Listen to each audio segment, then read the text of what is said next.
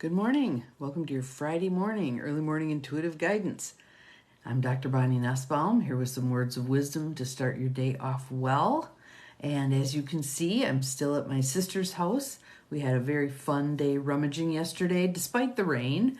And the most innovative solution we saw, good morning, Lucy, welcome. You're the first one on today. Good morning, good morning.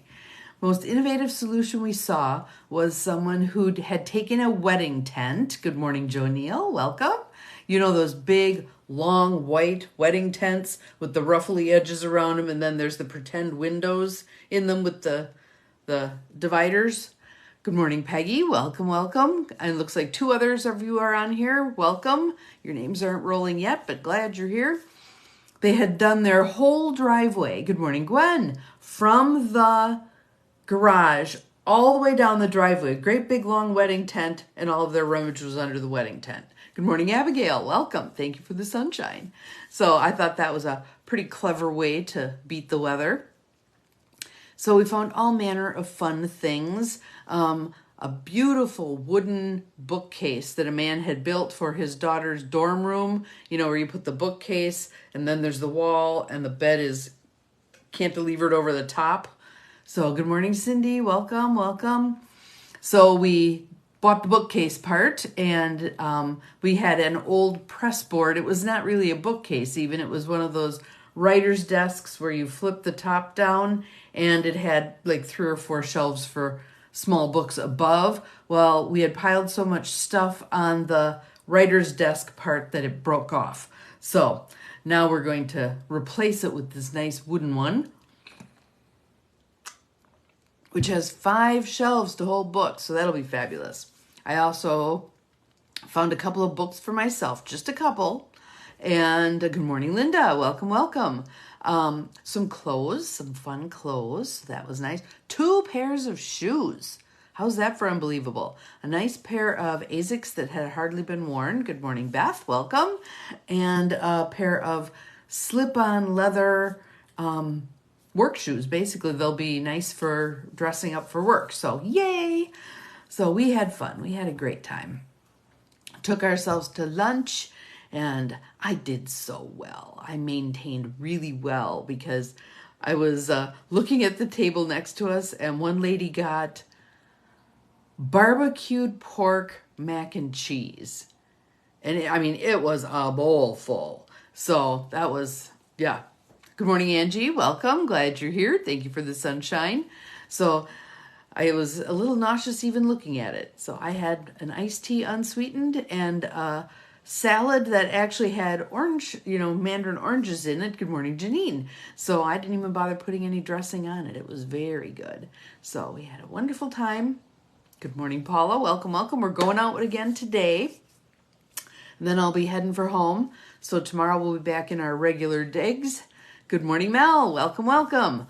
I also found a blender with a glass mixing part, which I was very happy about for $5. And Mel actually found connections unstable. Bummer. Sorry. Hopefully it'll get better. Her internet is, yeah, but is what it is. So Mel actually found at, where was it, Mel? Goodwill? No, not Vinnie's.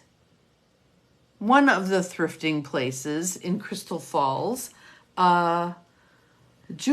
So we'll see whether or not it's still there when she goes back. So Mel, yes, I'd love to have that. Didn't find anything in the juicing variety.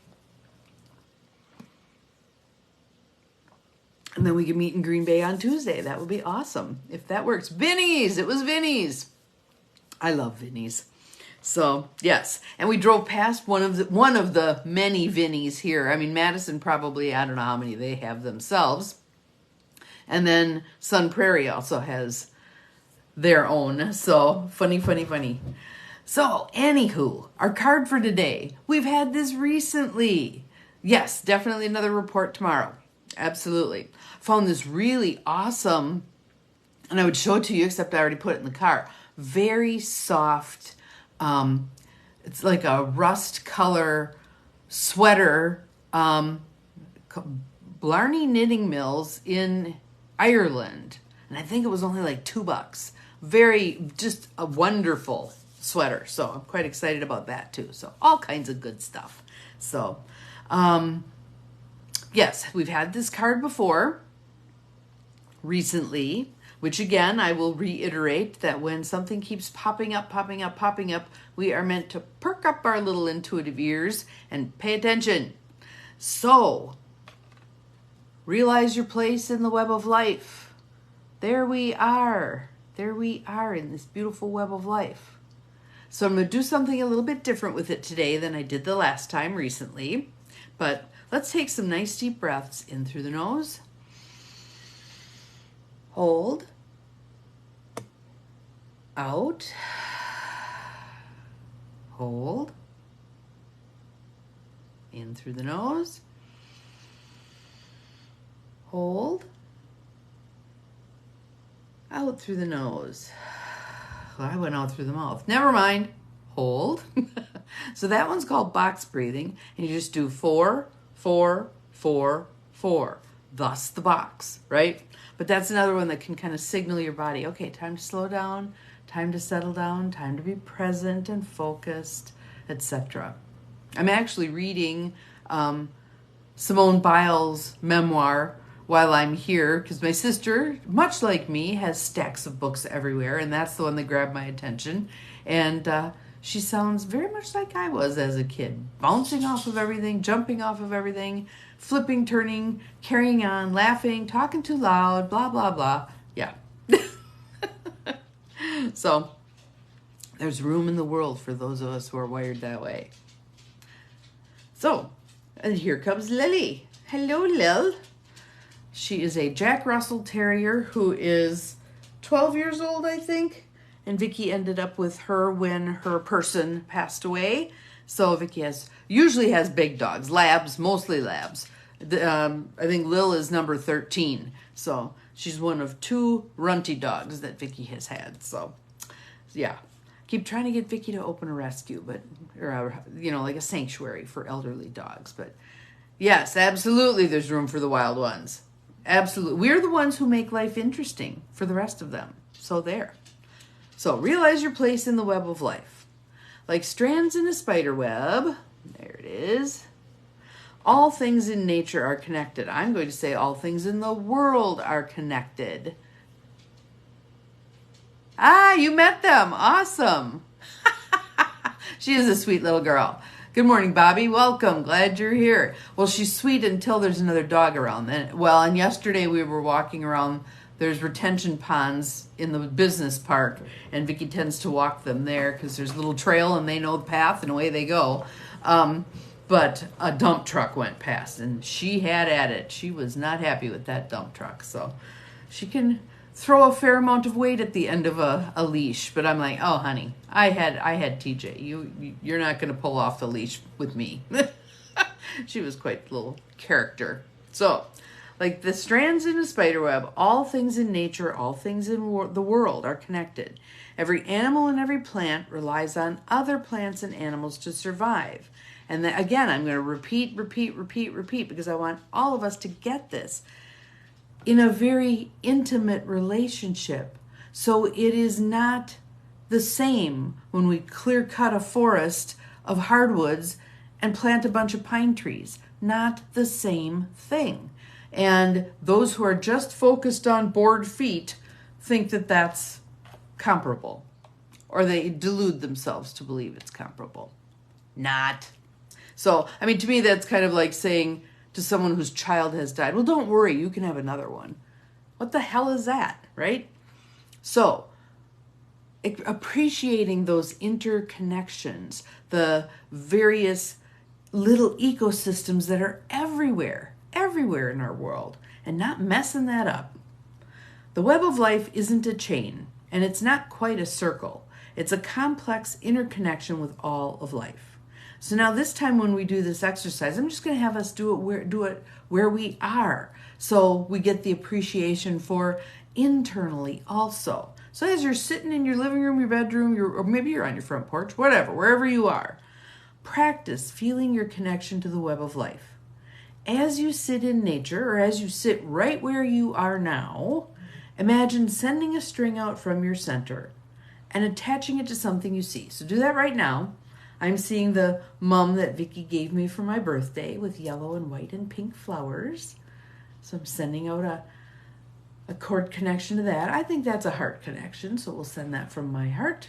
You send to whatever you can. Pick out an object in your environment, wherever you are. Or a person or an animal if you have peeps around. Ask yourself, how am I connected to this? How am I connected to this? Answer it. And if you can't find a direct connection, let's say it's a cardboard box that something was delivered to you in a pair of shoes. We'll make this stuff up as we go. How am I connected to the cardboard box? I don't know. Blah, blah. We'll go backwards. Cardboard box. What does it consist of? Trees. Trees. How are you connected to trees? We exchange energetic breath with trees. The trees rely on us for carbon dioxide. We rely on the trees for oxygen. Again, that interconnection. And you don't just take one thing away, replace it with another. Well, here we put a pole in place. This is good enough. No, it doesn't breathe. It doesn't breathe like the trees did. So what's the connection? All right. Notice any thoughts or ideas that arise. I'm also going to suggest notice any feelings that arise. Oh, yeah. Okay. So continue connecting your string to other aspects of nature. So let's say you just took a pound of hamburger out and set it on the counter to thaw a bit more before you do something with it for lunch. Connect to that. How are you connected to that meat? Let's go back. What animal did that come from? How many little kids, when they find out that hamburger comes from cows, no longer want to eat hamburger, right? And do we do the things that people who value the land do when they eat meat of some kind? Honoring the animal before they kill it, honoring the animal before they process it, honoring the animal before they eat it. Thank you for allowing me to survive. That's a whole different ball of wax than it running through the kill floor at Packerland Packaging and on out into whatever grocery store, right? Let's pay attention, because the more we pay attention to this stuff, the better. Okay, so I'm also seeing a pack of disposable diapers for dogs because Lil has issues. Connect to that. What's the connection to that? Oh my goodness, there's paper products in there also, so trees. But also, where is that thing going to go? Into the landfill, right? Is it biodegradable? Does it actually break down? Or is it one of those lovely things like plastic that's going to be around haunting us forevermore, right? I will guarantee you there will come the day where all of that stuff that's in the landfill has to be dug up and dealt with in a different way. I don't know what it'll be, separating out the plastics. Maybe there'll be a machine that's smart and does the separating. I have no idea. And then reprocessing all of that garbage. So now let's pick something beautiful. Well, okay, so I'll pick my little rose bush here with one that's almost open. So I'm going to connect to that. There's life energy there. There's vibrancy. There's beautiful leather-like leaves. Very pretty flowers. It's dependent on me to water it. I enjoy the beauty that it shares with me. What about for you? What do you pick? So I'd like you to put in one thing that you connected with that you kind of went, oh, with some realization of what the implications of that thing really are. And one thing that you went, ooh, tuning into the beauty of it, or tuning into how it serves you and you can serve it. Put some things in the feed. Let's see what we get. So our quote for today is by Ted Perry, often mistakenly attributed to Chief Seattle. The rain, that's an awesome one. Yes, there's so many implications for water, right? Water is life. Water is life. Let's take good care of our water. So if you're one of the people who loves to stroll the beaches, take a bag along, pick up the crap that everybody else leaves laying around, including the little chunks of plastic. We have microplastics that are showing up in everything, in our bloodstream, in streams, in everything. Fish, the fish we eat, absolutely. So, Ted Perry, whatever befalls the earth befalls the children of the earth. We did not weave the web of life. We are merely a strand in it. Whatever you do to the web, you do to yourselves. So I think about, the ending of the Bad River documentary was a bunch of older indigenous people talking to the seventh generation to come, and some apologizing for how we've handed Mother Earth to them. Here, we've, messed up the whole planet. Here, you can have it now. Pay attention. We must pay attention to what we are doing here. And I'm not just speaking to individuals. We can do what we can do. The biggest thing we can do, though, is ride the asses of corporations that are the biggest polluters of Mother Earth. Those are the ones that need to change. We're the ones who will get them to change.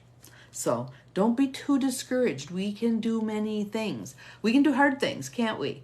We are the practical rebels. We are capable of doing hard things. We will do so, right? So here's our web of life for today. Realize your place in the web of life. Where do you fit in with this? What part of the microcosm are you? And again, every one of us who looks at the world or the universe and feels like this small little unimportant thing, realize even if you are a thread is an integral part. So look at this. There's those places where the threads are torn. Did you notice that when you looked at it? Oh, it's not perfect. Those threads are missed. Those threads threaten the integrity of the web itself. Every one of us, we are important. We matter. So, I would like you to go forth, have an awesome day, and let's see what we can put in effect that creates the ripples that we're looking to make in the world, heading it in a better, healthier, more loving direction. See you again tomorrow. Remember, you're capable of far more than you think you are. Bye-bye.